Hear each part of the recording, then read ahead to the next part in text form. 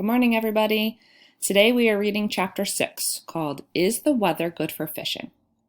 We must think what to do, Papa said. They are suspicious now.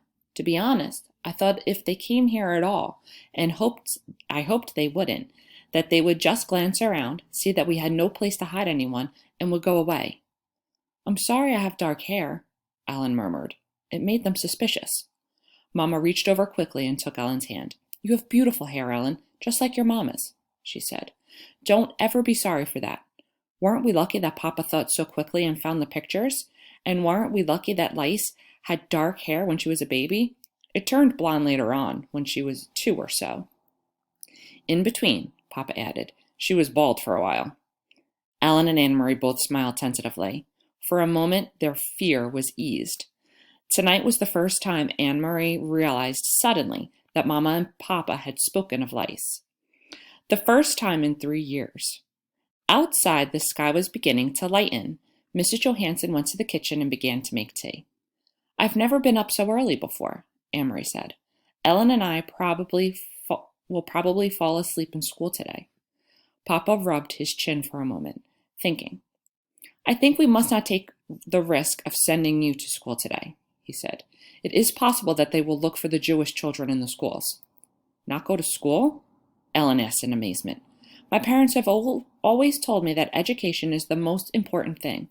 Whatever happens, I must get an education. This will only be a vacation, Ellen. For now, your safety is the most important thing. I'm sure your parents would agree. Papa called Mama in the kitchen, and she came to the doorway with a teacup in her hand and a questioning look on her face. Yes? We must take the girls to Henrik's. You remember what Peter told us. I think today is the day to go to your brother's. Mrs. Johansson nodded. I think you are right, but I will take them. You must stay here. Stay here and let you go alone? Of course not. I wouldn't send you on a dangerous trip alone. Mama put her hand on Papa's arm. If only I go with the girls, it will be safer. They are unlikely to suspect a woman and her children.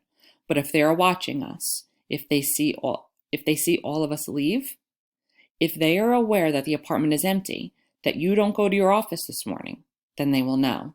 Then it will be dangerous. I am not afraid to go alone. It was very seldom that Mama disagreed with Papa. Anne-Marie watched his face and knew that he was struggling with the decision. Finally, he nodded reluctantly. I will pack some things, Mama said. What time is it? Papa looked at his watch. Almost 5, he said. Henrik will still be there. He leaves around 5. Why don't you call him?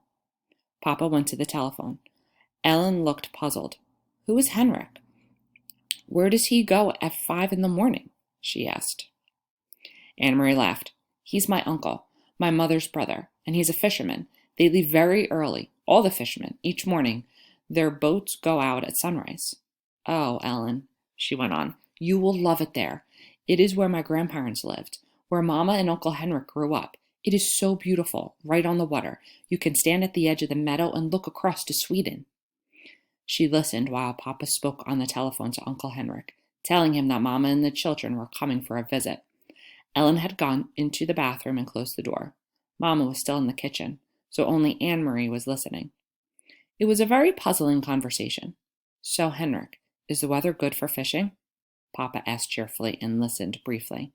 Then he continued, I'm sending Inge to you today with the children, and she will be bringing you a carton of cigarettes. Yes, just one, he said after a moment. Anne-Marie couldn't hear Uncle Henrik's words, but there were a lot of cigarettes available in Copenhagen now, if you know where to look, he went on. And so there will be others coming to you as well, I'm sure. But it wasn't true. Anne-Marie was quite certain it wasn't true. Cigarettes were the thing that Papa missed, the way Mama missed coffee. He complained often. He had complained only yesterday that there were no cigarettes in the stores. The men in his office, he said, making a face, smoked almost anything, sometimes dried weeds, rolled in paper. The smell was terrible. Why was Papa speaking that way, almost as if he were speaking in code? What was Mama really talking to Uncle Henrik? Then she knew. It was Ellen. The train ride north along the Danish coast was very beautiful. Again and again they could see the sea from the windows. Anne-Marie had made this trip often to visit her grandparents when they were alive, and later after they were gone to see the cheerful, sun-tanned, unmarried uncle whom she loved. But the trip was new to Ellen, who sat with her face pressed to the window, watching the lovely homes along the seaside, the small farms and villages. "Look," Anne-Marie exclaimed and pointed to the opposite side. "It's Clappenborg and the Deer Park. Oh, I wish we could stop here just for a little while." Mamma shook her head. "Not today," she said. The train did stop at the small Clappenborg station, but none of the few passengers got off. "Have you ever been there, Ellen?"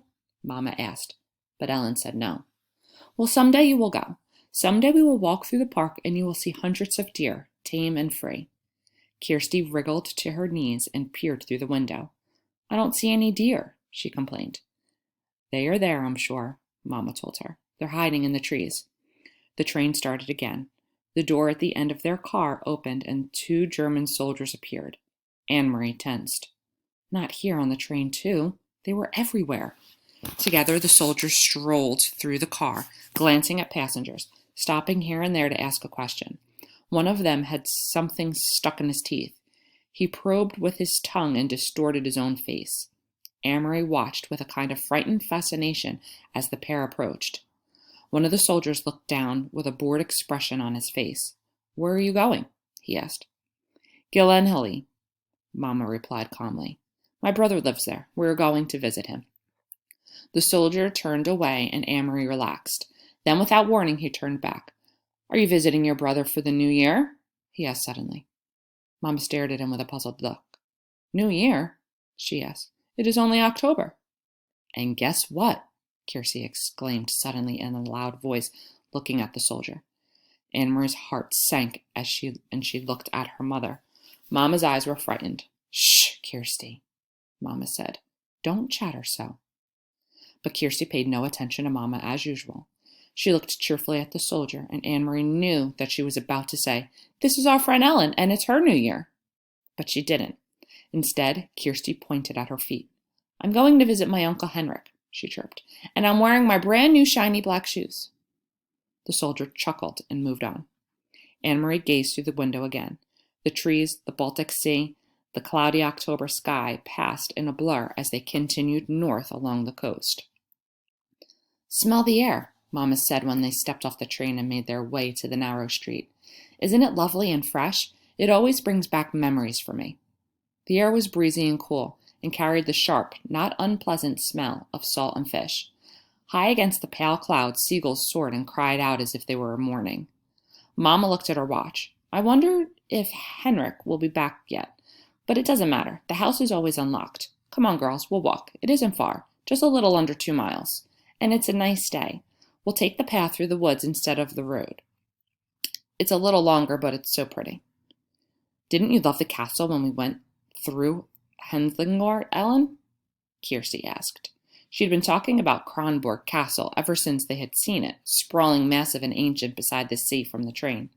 "I wish we could have stopped to visit the castle. Kings live there, and queens." Anne-Marie sighed in exasperation with her little sister. "They do not," she said. "They did in the old days, but there aren't any kings there now. Denmark only has 1 king anyway, and he lives in Copenhagen." Kirsty had pranced away, skipping along the sidewalk. "Kings and queens," she sang happily. "Kings and queens." Mamma shrugged and smiled. "Let her dream, Anne-Marie. I did the same when I was her age." She turned, leading the way along a tiny twisting street, heading towards the outskirts of the village. "Things have hardly changed here since I was a girl," she said. "My Aunt Geet lived there in that house," she pointed, "and she's been dead for years, but the house is the same. She always had wonderful flowers in her garden." She peered over the low stone wall and looked at the few flowering bushes as they passed the house. "Maybe they still do, but it's the wrong time of year. There are just those few chrysanthemums left. And see over there?" She pointed again. "My best friend, her name was Helena, lived in that house. Sometimes I used to spend the night with her, but more often she came to my house on weekends. It was more fun to be in the country. My brother Henrik always teased us, though," she continued with a chuckle. "He told us ghost stories and scared us half to death. The sidewalk ended and Mama turned onto a dirt path by the trees. When I walked each morning into town for school, she said, my dog followed me this far. At the end of the path, he turned and went back home. I guess he was a country dog and didn't like town. And do you know what? She went on smiling. I had named him Trofast, faithful. And it was just the right name for him, because what a faithful dog he was. Every afternoon he was always right here, waiting for me to return, and he knew the right time somehow. Sometimes as I come around this bend, even today, I feel as if I might come upon Trofast, waiting still with his tail wagging. But the path was empty today. No people, no faithful dogs. Mama shifted the bag she was carrying from one hand to the other, and they walked through the woods until the path opened to a meadow dotted with cows. Here the path skirted the edge of the field, along a fence, and beyond it they could see the gray sea, ruffled by wind. The breeze moved the high grass. At the end of the pasture, they entered the woods again, and Anne-Marie knew they would soon be there. Uncle Henrik's house was a clearing beyond the woods. Do you mind if I run ahead? She asked suddenly. I want to be the first to see the house. Go on, Mama told her. Run ahead and tell the house we've come home. Then she put her arm around Ellen's shoulders and added, say that we've brought a friend. Okay, so that is the end of chapter 6. So what you're going to do now is go on and fill out your Google form with the comprehension questions. All right, have a great day, guys.